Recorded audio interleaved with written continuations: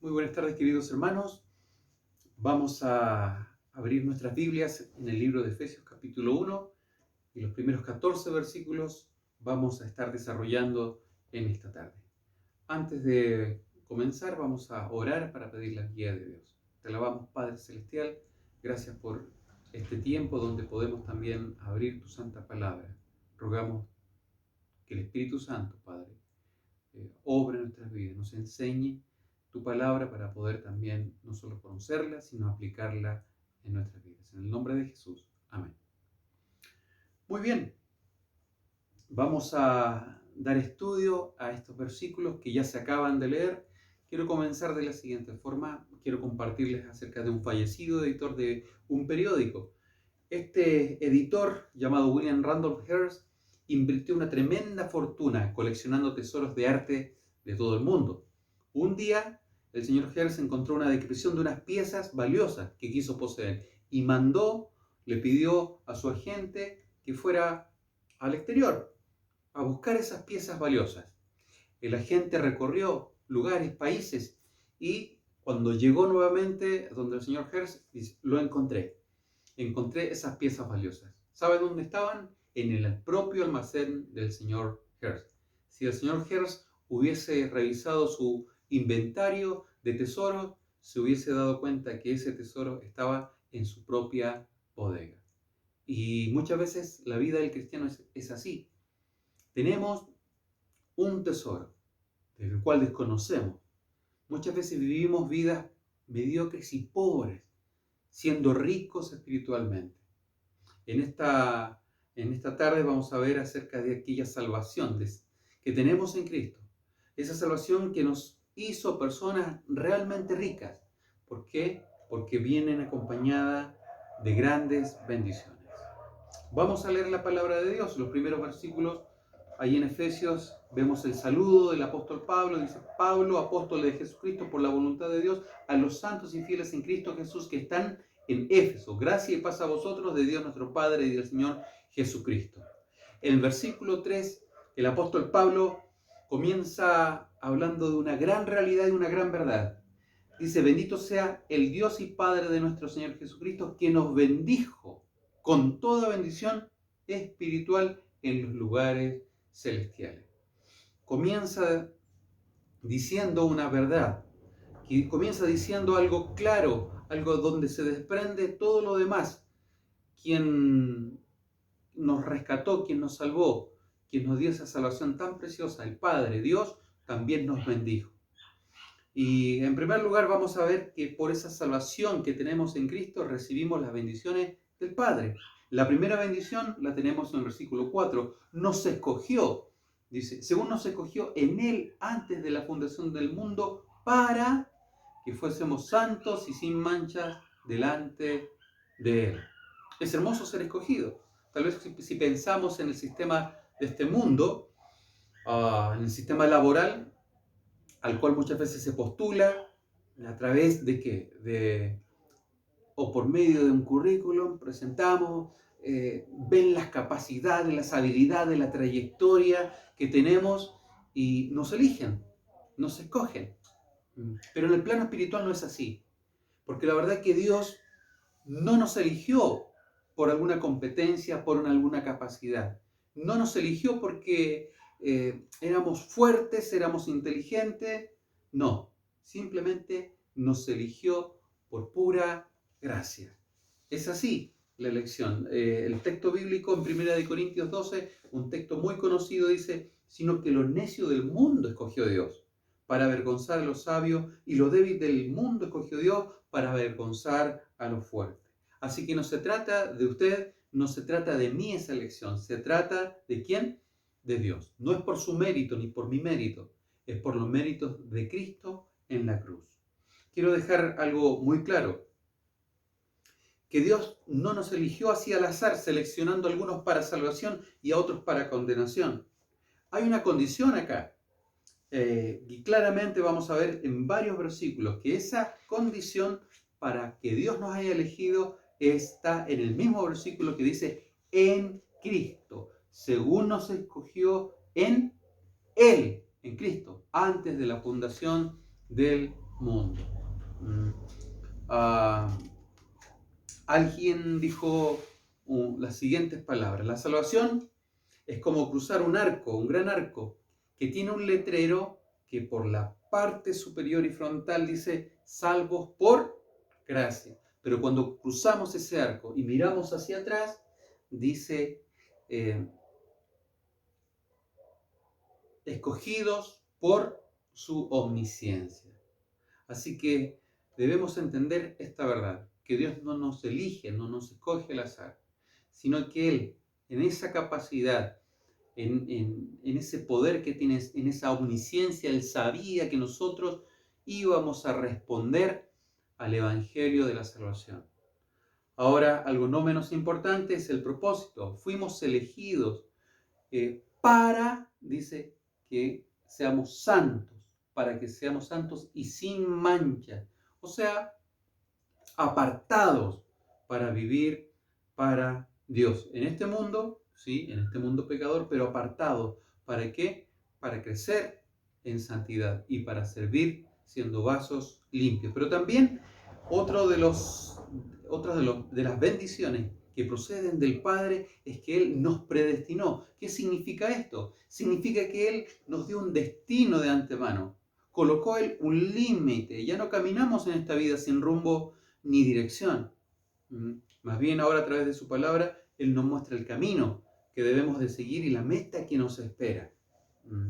Es interesante que en este versículo se mencionan dos propósitos claros. Fíjese, según, versículo 5, en amor, habiéndonos predestinado, y es que hay un propósito, para ser adoptados hijos suyos por medio de Jesucristo, según el puro afecto de su voluntad. Aquí está el otro propósito, para alabanza de la gloria de su nombre.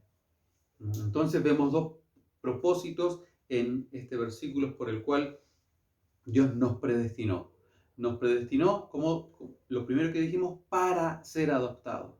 Parte del comentario de William Barclay en relación a la adopción en tiempos de Cristo dice: en el mundo antiguo, donde estaba en uso la ley romana, allí la familia se basaba en lo que se llamaba patria potestad, la autoridad de un padre. Un padre tenía poder absoluto sobre sus hijos durante toda su vida. Podía vender a un hijo, podía tenerlo como su propio esclavo y hasta matarle. Realmente es interesante esto, pero cuando la adopción se había realizado, era totalmente vinculante esta relación. La persona que había sido adoptada tenía todos los derechos de un hijo legítimo en la nueva familia y perdía todos los derechos que correspondían a su familia anterior. A los ojos de la ley era una nueva persona. Dice, hasta tal punto que hasta todas las deudas y obligaciones que le pudieran corresponder por su familia anterior quedaban abolidas, como si no hubieran existido nunca. Eso es lo que Pablo dice que Dios hizo por nosotros. Estábamos totalmente en el poder del pecado y en el mundo, pero Dios, por medio de Jesús, nos liberó de ese poder. Y su adopción borra ese pasado y nos hace nuevas criaturas. Por eso que Él nos predestinó, para colocar un límite de antemano, para un propósito que era la adopción, pero también otro propósito ahí en el versículo, para alabanza de la gloria de su gracia, dice. El segundo propósito es este. Esto quiere decir, en otras palabras, que nuestras vidas deben exaltar la gracia de Dios por la cual hemos sido salvados. Y ahí tenemos las bendiciones del Padre. Pero también tenemos en los versículos que continúan las bendiciones del Hijo. Versículo 7 dice, en quien tenemos redención por su sangre, el perdón de pecado. En primer lugar, tenemos la redención. Cristo nos redimió. Literalmente, eso quiere decir que Él nos liberó a cambio del pago de un rescate. Cristo pagó un alto precio por nosotros, derramó su sangre en la cruz. Y de esta forma, Él nos liberó de la culpa y de la esclavitud del pecado. Parte de Romanos 3:24 dice, mediante la redención que es en Cristo Jesús. también esta redención nos libera de la presencia y del poder del pecado. Bueno, eso va a ser más adelante. Hoy, obviamente, todavía somos de alguna forma afectados por el poder del pecado y la presencia. Pero esa redención también en un futuro, cuando Cristo venga por su iglesia, se completará en nuestras vidas. Y ya no va a tener poder el pecado en nuestras vidas, y también la presencia del pecado en la eternidad con Cristo ya no va a estar. Entonces, Cristo, las bendiciones del Hijo, las tenemos ahí. Él nos redimió. Esta libertad redentora es de la maldición de la ley misma, de la esclavitud del pecado, pero también de la antigua vida. Las bendiciones del Hijo también la podemos ver ahí en el versículo 7, nos redimió, pero dice ahí a continuación, ¿en quién tenemos redención por su sangre? El perdón de pecado, según las riquezas de su gracia. No solamente nos redimió, sino que también nos perdonó. ¿Qué quiere decir eso? Bueno, que quedamos eximidos, que quedamos liberados de la pena o la deuda o la ofensa o del delito causado. Es no recibir realmente lo que merecíamos. De alguna forma es salir libre de la pena del pecado. Ahora, Dios consiguió nuestra redención, ¿ya? Alguien siempre tiene que pagar la deuda, tiene que sufrir la pena. De otra manera, Dios no sería justo. Nos redimió, nos perdonó, pero también podemos ver ahí otra bendición de parte del Hijo. Dice el versículo 9, vamos a leer el 8, en quien tenemos redención por su sangre, el perdón de pecados, según las riquezas de su gracia que hizo sobreabundar para con nosotros en toda sabiduría e inteligencia, dándonos a conocer, dice, el misterio de su voluntad. ¿Cuál era el misterio de su voluntad? Bueno, la obra salvífica de nuestro Señor Jesucristo. El Evangelio de la salvación, que no solamente nos reconcilia con Dios, sino que también nos une a todas las cosas. Efesios capítulo 2, versículo 14 dice, porque Él es nuestra paz, que de ambos pueblos hizo uno, derribando la pared intermedia de separación. No solo une al pueblo de Dios y a los gentiles, sino también, ¿sabe qué hace la obra de Cristo en la cruz? Prácticamente une toda la historia, todo lo que conocemos de la historia. Ahora, como hijos de Dios, lo interpretamos correctamente, a la luz de la palabra. Pero para los que no conocen a Dios, para los inconversos, la historia simplemente es una serie de eventos que han transcurrido, uno tras otro, así como las olas del mar, en el cual no encuentran un propósito.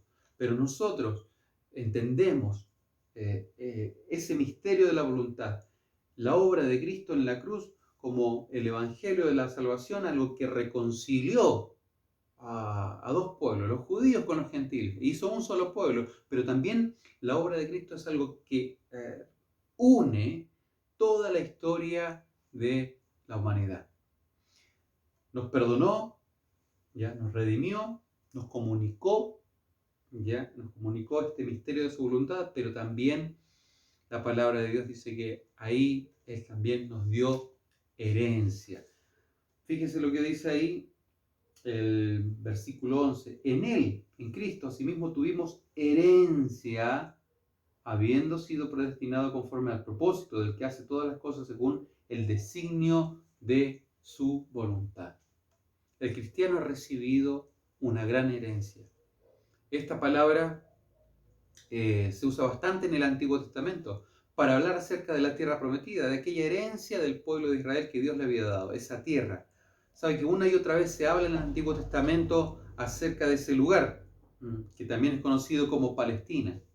Para nosotros la herencia habla de algo que tal vez va a ser en un futuro, pero la Biblia usa la palabra en un sentido de una posesión segura. Ahora, para los judíos, esta gran posesión, dice, definitivamente era la tierra prometida. Ellos mantienen esa convicción. Ahora, cuando pensamos en esta herencia que hemos recibido, esa herencia es aún mayor.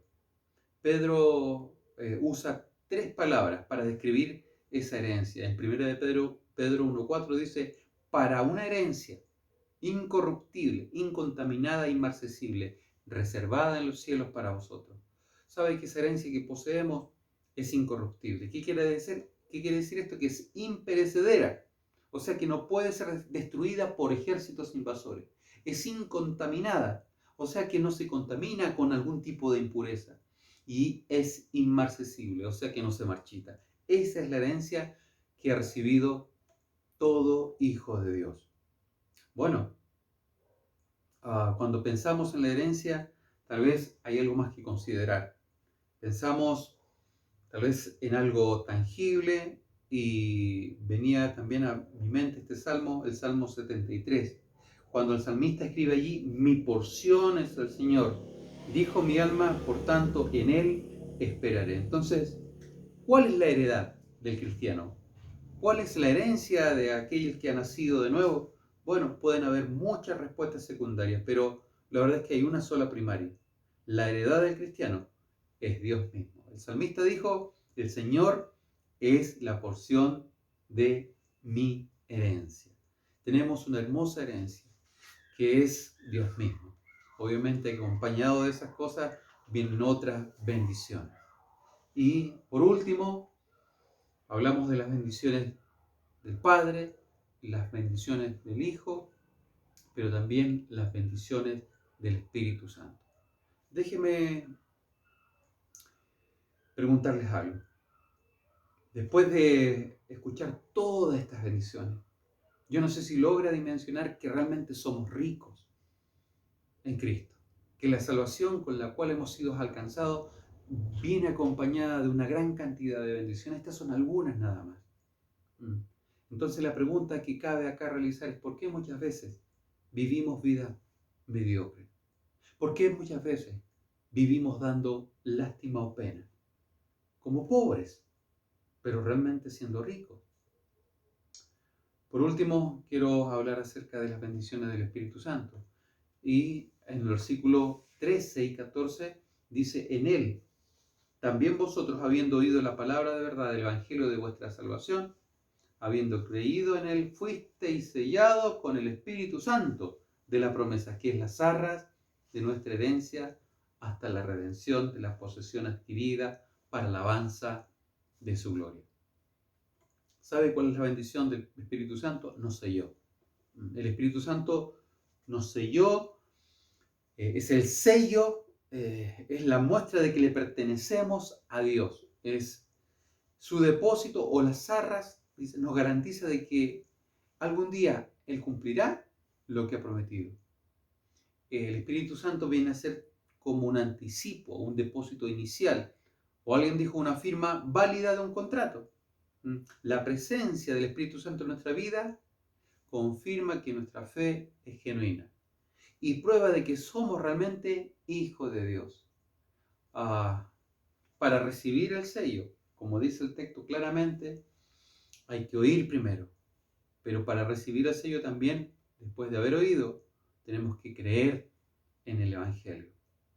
Cuando uno cree de todo corazón y recibe el Espíritu Santo como un sello, entonces realmente ahí tenemos esta garantía. Cuando pensamos en un sello y pensamos tal vez en los sellos romanos, los sellos que transmiten autoridad, transmiten seguridad y transmiten también un sentido de pertenencia. Y sabe que estas 3 cosas están en el Espíritu Santo. Cuando pensamos en el Espíritu Santo como el sello, pensamos de dónde viene ese sello. Viene de parte de Dios, quien tiene toda la autoridad y todo el poder. Pero también pensamos en la seguridad que transmite ese sello y también en el sentido de pertenencia. Le pertenecemos a alguien y en este caso es a Dios. Podríamos seguir, pero bueno, por el tiempo lo vamos a dejar hasta acá. Hoy hemos hablado acerca de las tremendas bendiciones tenemos en Cristo. Las bendiciones que nos han sido dadas por el Padre, aquellas grandes bendiciones que nos han sido dadas por el Hijo y aquellas grandes bendiciones que nos han sido dadas por el Espíritu Santo. Quiero finalizar leyéndoles un versículo. En 2 Corintios capítulo 8, versículo 9 dice: porque ya conocéis la gracia de nuestro Señor Jesucristo, que por amor a vosotros se hizo pobre, siendo rico, para que vosotros, con su pobreza, fueseis enriquecidos. Ojalá que podamos entender de una vez, ¿ya?, y para el resto de nuestras vidas, que en Cristo somos realmente ricos. Cristo se hizo pobre para que con su pobreza nosotros alcanzáramos todas esas bendiciones. Entonces, ¿cómo debemos vivir la vida cristiana? Debemos vivirla realmente con gozo, con alegría de haber sido bendecidos tremendamente por Dios. Muy bien, que Dios les bendiga.